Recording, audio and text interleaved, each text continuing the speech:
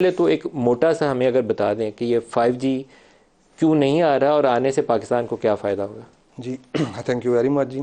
इसमें यह है कि सबसे पहले मैं आपको लेके चलूँगा जैसे 1G आया 80s में, 2G आया जिसमें डिजिटल आपकी वॉइस आई, 3G आया जिसमें वेब ब्राउजिंग शुरू हुई, 4G आया जिसमें आपकी लाइव स्ट्रीमिंग शुरू होगी।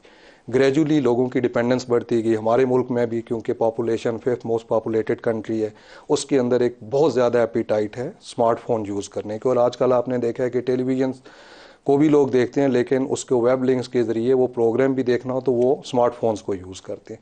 तो 4G की जो वीडियो स्ट्रीमिंग थी, जब 2010 के बाद 5G के ऊपर दुनिया ने काम शुरू कर दिया।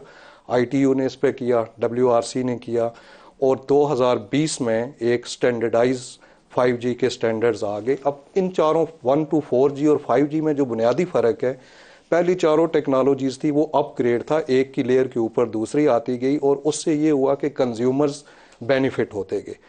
5G की जब बात हुई तो 5G एक कंप्लीट पैकेज है, एक कंप्लीट इकोसिस्टम है। इट इज़ सिर्फ कंज्यूमर को फ़ायदा नहीं होगा, इसकी इंडस्ट्रियल एप्लीकेशन है, इसके अंदर जो आपके logistics, chain management, transportation, agriculture, health, medicine, इसमें बहुत सारी जो एसोसिएटेड टेक्नोलॉजीज़ हैं इनको भी टारगेट किया गया।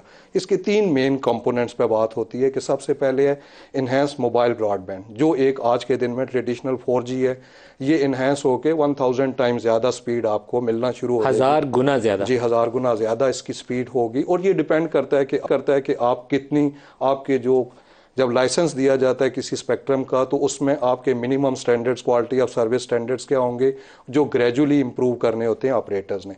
दूसरी इसके साथ जो है, इसके ultra low latency. Ultra low latency से ये फ़ायदा होता है कि आपको रियल टाइम डिसीजंस होते हैं। आपने कोई भी डिसीजन, स्पेशली जो गेमिंग लोग करते हैं, वर्चुअल रियलिटी है, उसमें बहुत सारी चीज़ें ऐसी आती हैं जो रियल टाइम डिसीजन से रिलेटेड होती हैं। तो वो इसका दूसरा उसको एडवांटेज। तीसरा आता है मशीन टू मशीन कम्युनिकेशन, जो मशीनों ने आपस में बातचीत करनी है। तो ये जो 3 इसके मेन कंपोनेंट्स हैं, ये फिर एक सिर्फ कंज्यूमर को डायरेक्ट टारगेट नहीं करता कि आपकी वीडियो स्ट्रीमिंग बड़ी अच्छी हो जाएगी।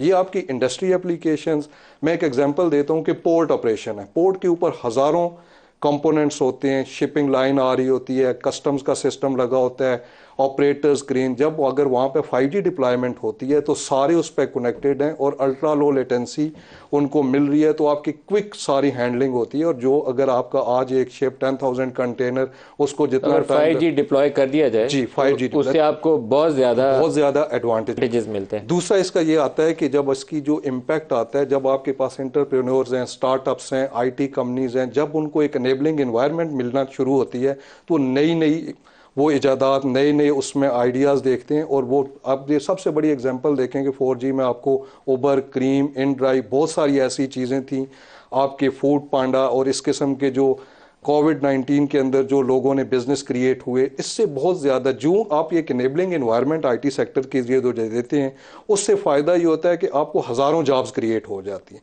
तो ये जब 5G का कोई एनालिसिस है आपका कि कितनी नई जॉब क्रिएशन होंगी, इसके नतीजे में कितनी नई सरमाकारी आएगी पाकिस्तान में ओवर द नेक्स्ट 5 ईयर्स? जी, सबसे ज़्यादा तो 5G की डिप्लॉयमेंट चाइना के अंदर है, मोर देन 800 मिलियन यूज़र्स हो चुके हैं। इस तरह ग्रेजुअली बहुत सारे कंट्री, यूरोपियन कंट्रीज़ के अंदर 5G बड़ी ट्रिमेंडस पेस से इंक्रीज़ कर रहा है, क्योंकि उसको उनकी अफादियत नज़र आ रही है।